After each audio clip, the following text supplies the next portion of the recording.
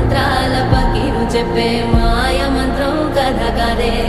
చంటోళ్లను భయపెట్టే భూచోడి కథ కదే తాత ముత్తాతమ్మల భూతాల కథ కదే విక్రమాదిత్యుడు చెప్పిన వేదాళుడి కథ కదే దీపము నుండి దెయ్యం వచ్చే అల్లావుద్దీన్ కథ కాదే ఇది ముడత చర్మం ముసలి చెప్పే కథ